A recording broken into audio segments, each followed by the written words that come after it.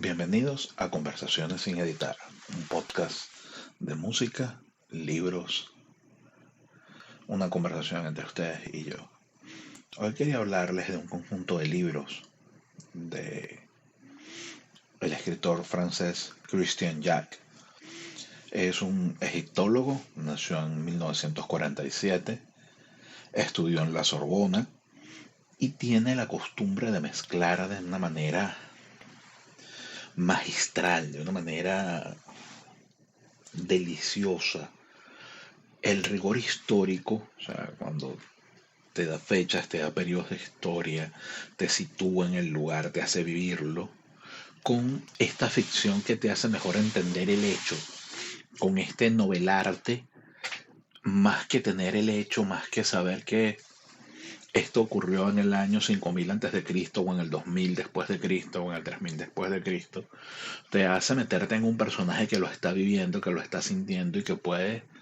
desarrollar este hecho de manera magistral. Entonces, hoy quisiera hablarles de una tetralogía, un conjunto de 4 libros acerca de la piedra de luz que se custodia en el lugar de la verdad.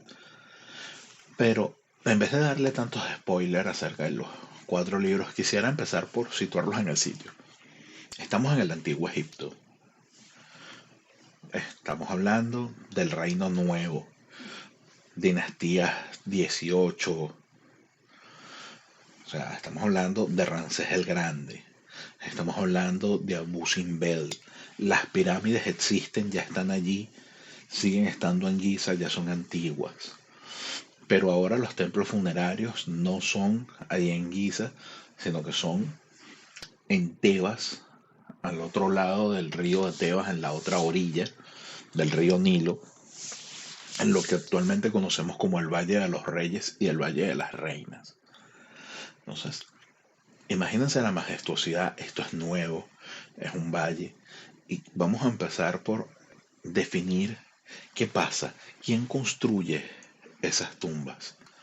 Porque sabemos que en la actualidad hay personas que se dedican a la marmolería, a la escultura, y que tallan las inscripciones, las lápidas, o a la gente que hace fundiciones de bronce, para aquellas que son de bronce, aquellos escultores famosos que han hecho Cesarelli, Garibaldi, Francesco Colombo, por nombrar algunos, que han hecho esculturas funerarias famosísimas y que son parte de la tradición. Si alguien ha ido a cementerios en Sudamérica, puede encontrarse, sobre todo en los cementerios viejos, cualquier cantidad de esculturas. Pero sabemos quiénes eran los artistas, la mayoría. Si te asomas en la página, en la parte de atrás, casi siempre en el lado inferior derecho, a veces en el lado inferior izquierdo vas a ver la fecha o la ciudad en la que se hizo o la marmolería o el escultor, cuando no es una obra que se reproduce muchas veces, sino que es una obra única. Ves quién es el escultor, muchas veces ves a qué marmolería pertenecía ese escultor. Pero aquí estamos en Egipto. El calor, la arena, la religión. Estamos viviendo el inicio de la búsqueda del hombre por la eternidad. Ya pasó Sócer y su pirámide escalonada, ya pasó Imhotep y la primera pirámide real, ya las pirámides de Keops y de Khufu y de Miserinos existen, y ahora estamos hablando de las tumbas del Valle de los Reyes. ¿Quién las crea? ¿Qué artesanos tenían la habilidad para eso? Y en ese mundo nos sumerge Christian Jacques, en una aldea llamada el lugar de la verdad, porque es un sitio donde reina Maat, la diosa de la verdad, la diosa del equilibrio, cuyo símbolo era una pluma con la cual en la otra vida se pesaba el corazón del difunto, y el corazón debía ser tan ligero o más ligero que la pluma si no había cometido en la vida atrocidades y no había cometido pecados. Entonces Anubis lo dejaba pasar al reino de Osiris. Pero si Su corazón era más pesado que la pluma, se había faltado a Maat, es decir, se había mentido, estafado, tratado de comerciar con personas, se había dañado a, a otro ser humano. Su corazón era más pesado que la pluma de Maat y era enviado a que el demonio Apophis se lo comiera y dejaba de recrear el viaje de las horas, el viaje de Osiris a la resurrección, el viaje de la barca solar de Ra. Entonces, en este sitio, con esta creencia arraigada, con este desierto tan fuerte, con la presencia de los dioses allí, donde todavía se recuerda que el primer faraón fue Horus, aún antes de Joser fue Horus, el primer faraón, el primer dios que ayudó al hombre a crear, donde se cree que el oro, además de ser valioso, es parte de la carne de los dioses, de las lágrimas de los dioses.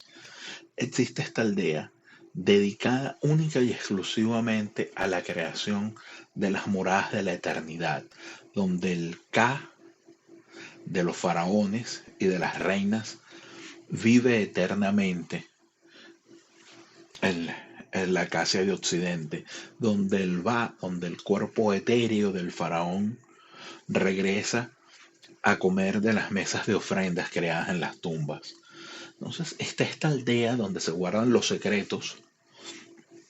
para esto y empieza, además tienen una cosa increíble que es la piedra de luz. La piedra de luz es una piedra mágica que permite dar vida a la piedra, que permite que el jeroglífico, una vez que esté tallado, tenga la vida y la capacidad de dar vida. Y te va paseando, Cristian, por las aventuras, primero de Nefer, el silencioso, que regresa después de haber nacido en la aldea y de haber viajado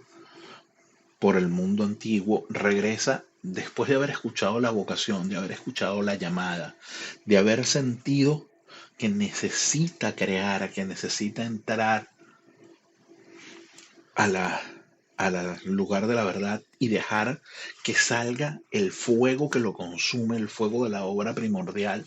en la creación de moradas de la eternidad, en la creación de tumbas reales. Por otro lado está Panet, el ardiente, un joven campesino, hijo de campesinos, coloso, alto para la época, muy fuerte, con la animosidad, con la fuerza de un buey de Apis,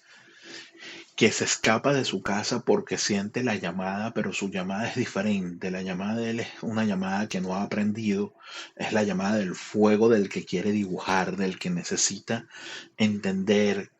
plasmar en el plano el mundo tridimensional, poder traer el sol, el río, la fuerza del tamarisco,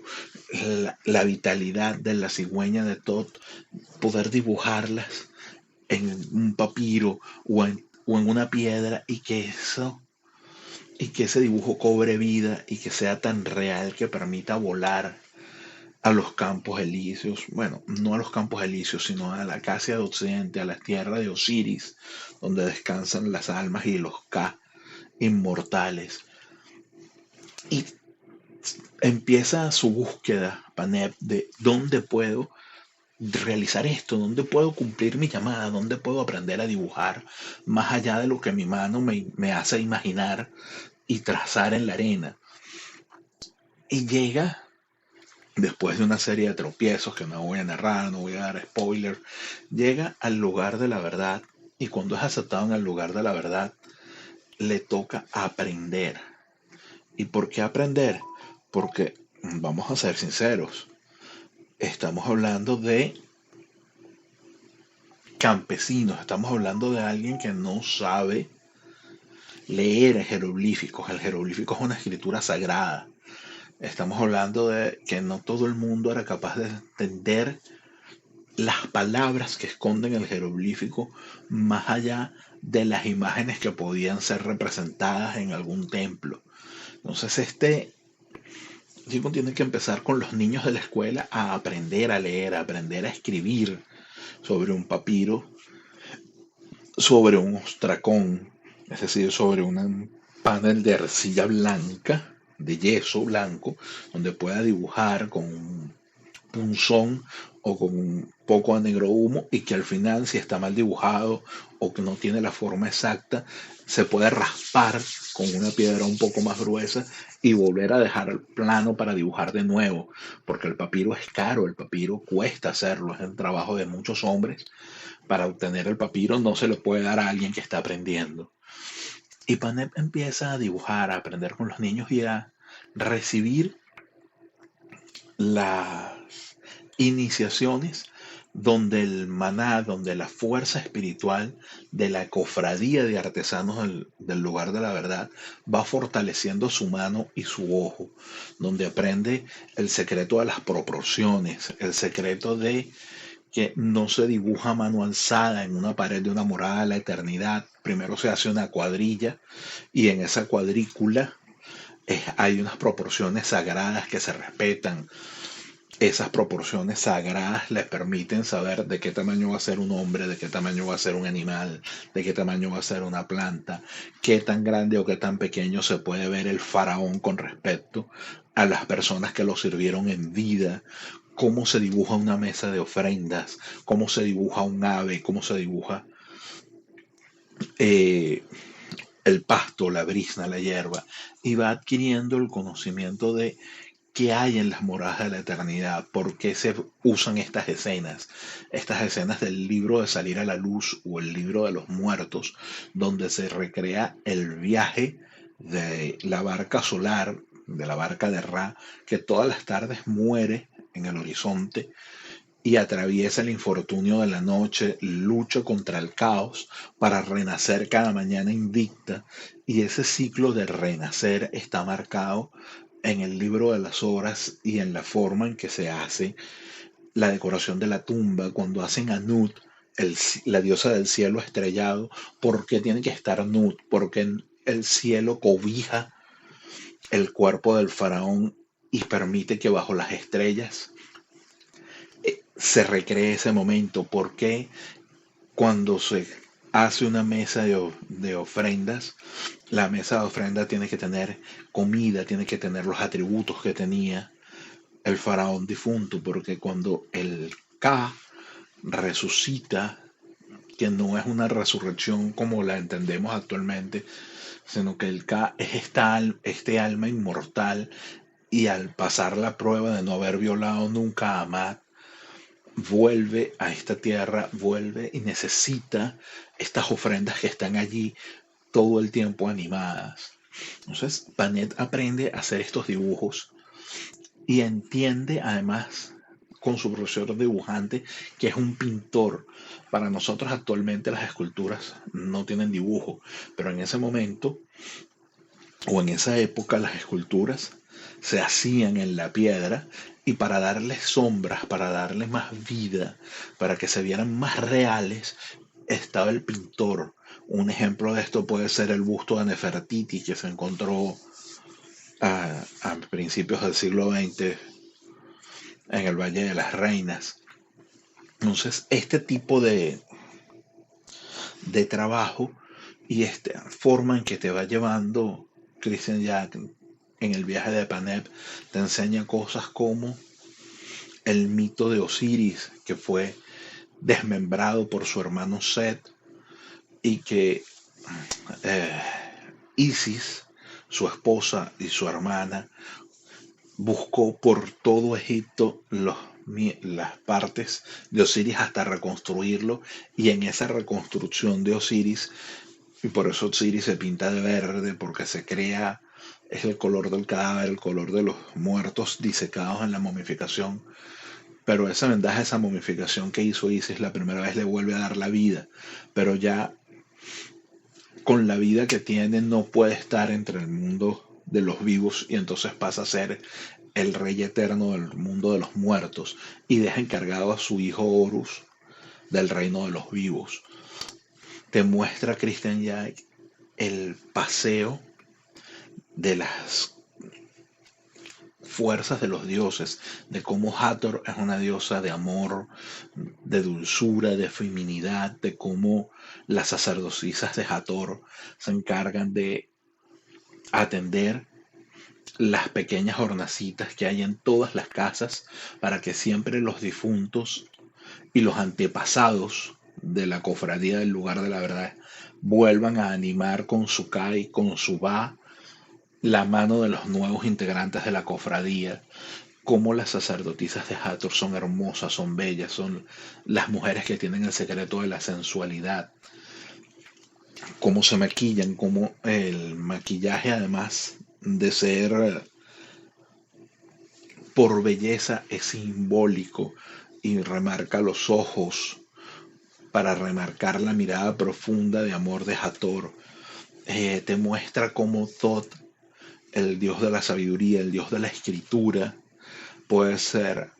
perfecto en su encarnación en un ibis, y cómo el paso del ibis marca el codo perfecto de Thoth como sistema de medida en el antiguo Egipto, y cómo la transcripción o el pase de Thoth de ese conocimiento hacia los hombres generó la escritura jeroglífica, la escritura que da vida a los dioses, la escritura que permite que nosotros después de 4000 años podamos leer la vida de Tutankamón, de Seti primero, de Seti segundo, de Ramsés segundo, el Grande, poder entender qué pasó en las batallas. Y todo eso porque está narrado, escrito en jeroglíficos en las tumbas y en los papiros que se enterraban en algunas de esas tumbas y en las bibliotecas que se conservaban las historias, en las casas de sabiduría. Entonces el lugar de la verdad está encargado de eso, está encargado de proveer de estatuas a los templos, a templos como el templo de Karnak o el templo eh, de Dendera, o mucho más adelante el templo de Abu Simbel, o el... Entonces, este lugar de la verdad les enseña, además te muestra una facultad que era la facultad de la mujer sabia, que estaba en comunicación con la diosa del silencio, con la diosa cobra, que era capaz de usar los venenos para curar, de usar las hierbas para curar y mantener la salud física y espiritual de los artesanos de la aldea. Era un papel tan importante como el del capitán o el dirigente del lugar de la verdad. Te muestran el lugar de la verdad justamente como la réplica de la barca solar, donde tienes la tripulación de babor y estribor, o la tripulación de la derecha y de la izquierda, que juntas reman para llevar a cabo la obra eterna de generar moradas de la eternidad. Por supuesto, eh, no es una utopía. Christian Jack, como les dije, es un tipo que marca muy bien el realismo histórico y tiene que mostrar, para mostrar el realismo histórico, la verdad del hombre, así como están estos tipos que son artesanos, que viven por la llamada, que viven dentro de Maat y no salen de esa justicia universal. Está el tipo ambicioso, codicioso, que desea poseer los secretos de la piedra de luz, de esta piedra que, junto con el maná y la fuerza de los artesanos, anima las moradas de la eternidad, esta piedra que participa en las ceremonias de apertura de los ojos y de la boca del faraón cuando muere, para que despierte a las nuevas realidades del, del otro mundo. Esta piedra que en teoría brilla en la oscuridad, por eso le dicen la piedra de luz, porque emite una luz propia, y esta luz propia le permite incluso generar la transmutación de los elementos, le permite crear oro a partir de otros materiales, le permite crear piedras preciosas. En este sentido se parece muchísimo a lo que después sería el mito de la piedra filosofal. Esta piedra de luz tiene esa fuerza, y por supuesto cuando alguien escucha la leyenda y logra espiar para verla, entonces se siente desesperado por obtenerla e intenta las mil y una estratagemas por entrar al lugar de los artesanos, lugar donde estaba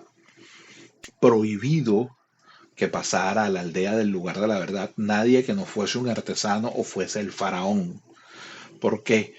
porque lo que se guardaba, la verdad, la capacidad de recrear el universo era un poder extraordinario que no podía estar en manos de cualquiera. Entonces, no todo el mundo podía entrar. Christian Jack te habla del sistema de policías, de búsqueda, de que parte de la policía recaía en el ejército y que parte de la policía recaía en nubios, venido de lo que actualmente es Etiopía, a personas de color mucho más oscura que el egipcio promedio, pero guerreros formidables para defender, para buscar la verdad. Te habla de cómo la miel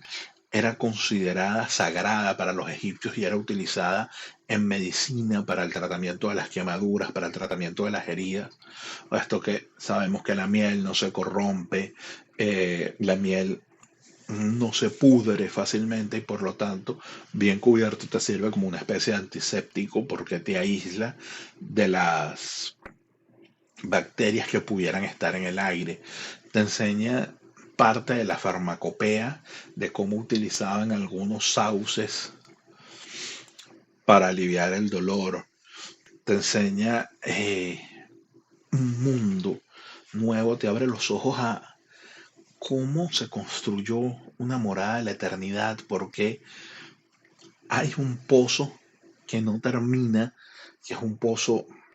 En muchas es un pozo real, en otras es una pared que no se excava, que queda como cruda, que queda como mal tallada de manera simbólica para mostrar que la imperfección y el pase al más allá, la parte oscura del viaje de las horas. Te muestran el cielo estrellado de Nut, pero además te muestran a la vaca Hathor o a la diosa Hathor protegiendo al difunto faraón en su viaje. Te muestran